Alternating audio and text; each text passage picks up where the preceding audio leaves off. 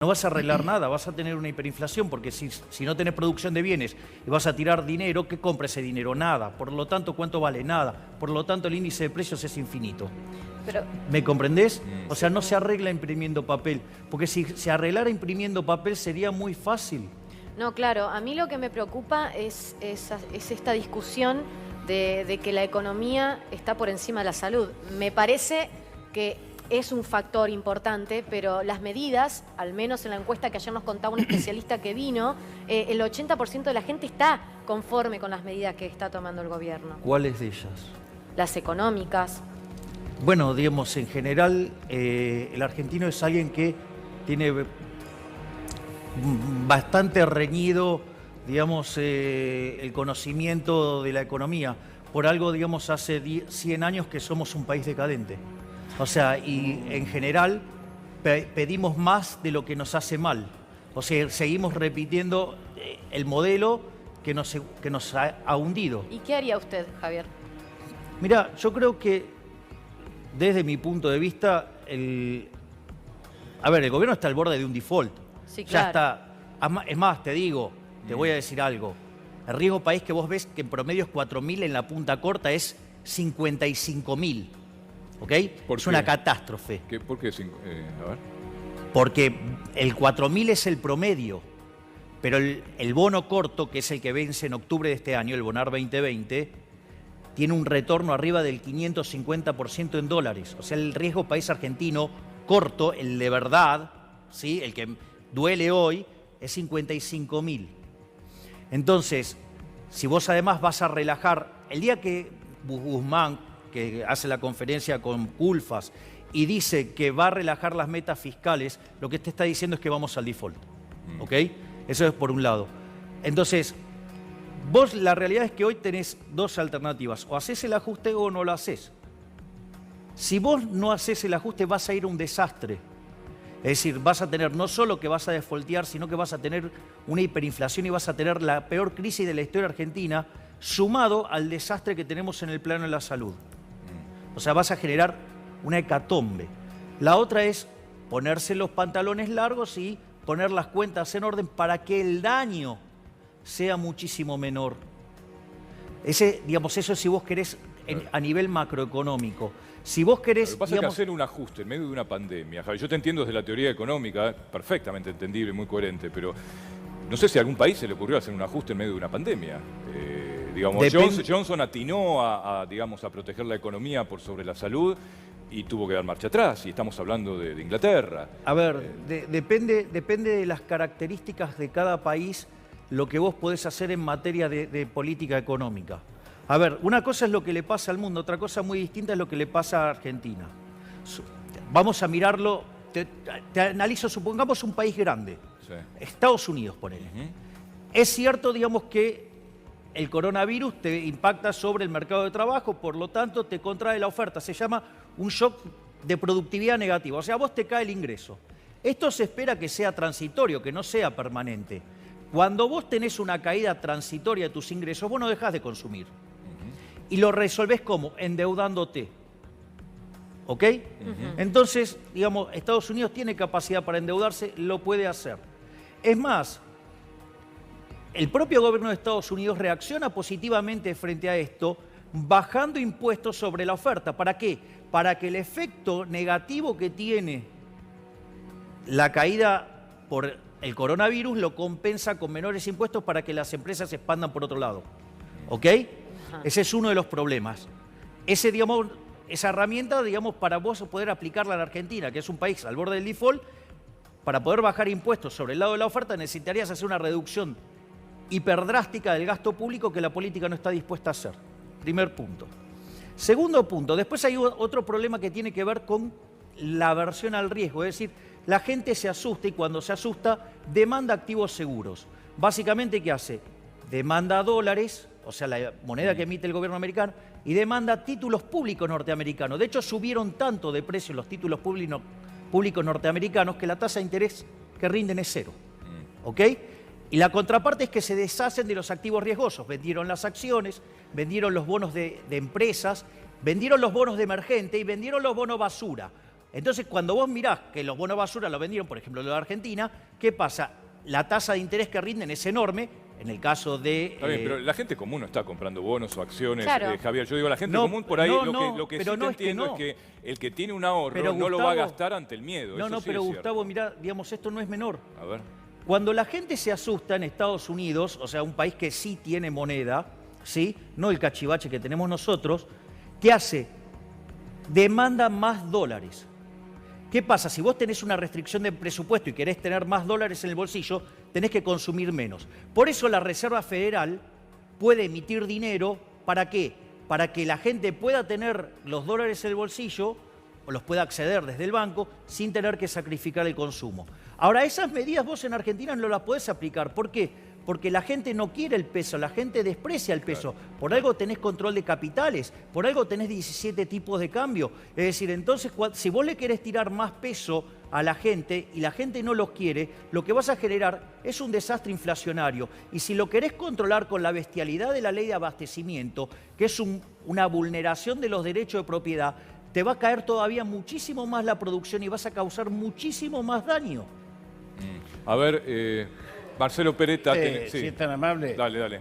Yo lamento mucho, Sí. profundamente, escuchar lo que estoy escuchando, por el desprecio al ser humano que existe en análisis económico y macroeconómico. Y yo quiero plantear con toda seriedad, A ver. hemos tenido en la Argentina crisis como la del 2008 en lo económico y hemos salido con medidas proactivas que permitieron conservar el empleo y mantener el marco absolutamente social en condiciones de desarrollarse con productividad.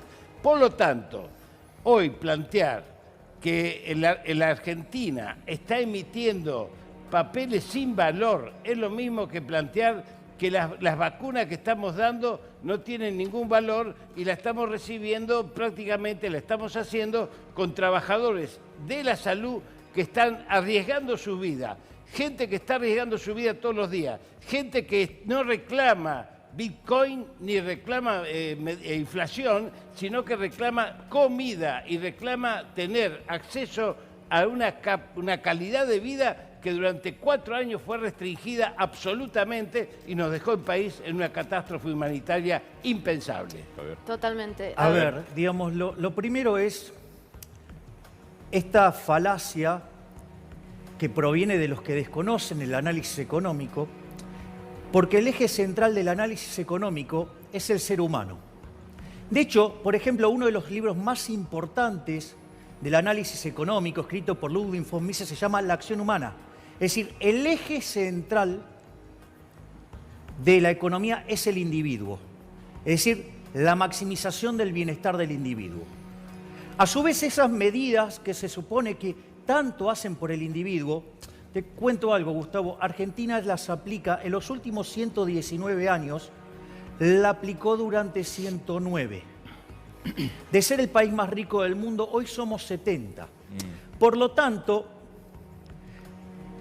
Rothbard decía que no era grave que vos no supieras de economía, porque en el fondo es una especialidad que a alguien se le ocurrió Pero, estudiar. digamos, No, déjame a ver. terminar, por favor.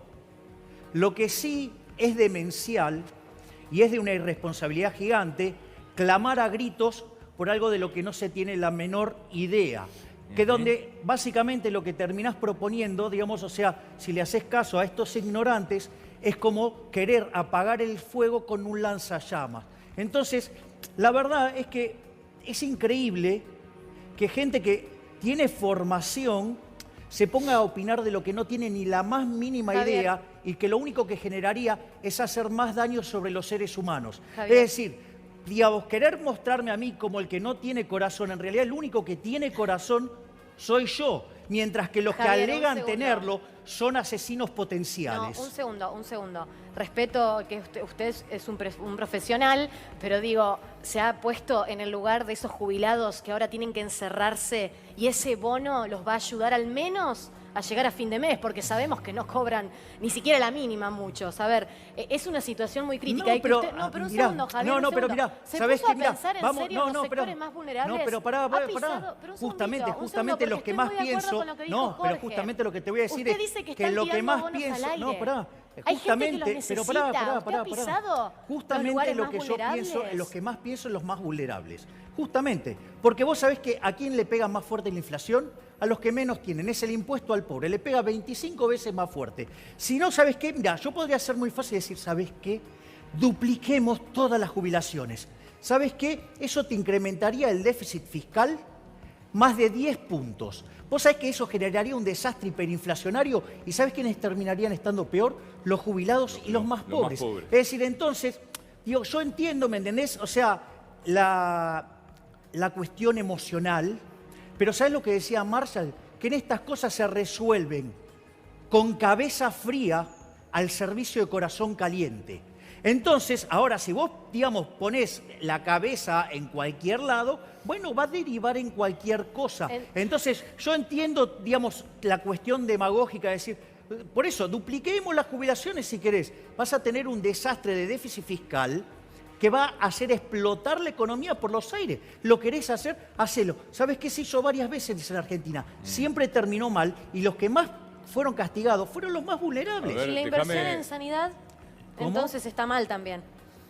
La inversión en camas, en los hospitales, como decía Jorge, que hoy por hoy son los héroes en esta pandemia, el sector de la salud, que está invirtiendo el gobierno y tampoco tendría que ir el dinero a ese lugar. Podría reasignar partidas. Yo te explico algo. Una de las cosas que... Te hago una pregunta. ¿Vos estás a favor de que los políticos roben? No, claro. Que nadie Bueno, robe. es muy interesante. ¿Vos sabés por qué? Porque hay un documento del BID que analiza la ineficiencia técnica del gasto público en el mundo. La peor región del mundo es América Latina, con una ineficiencia técnica de 4,4% del PBI.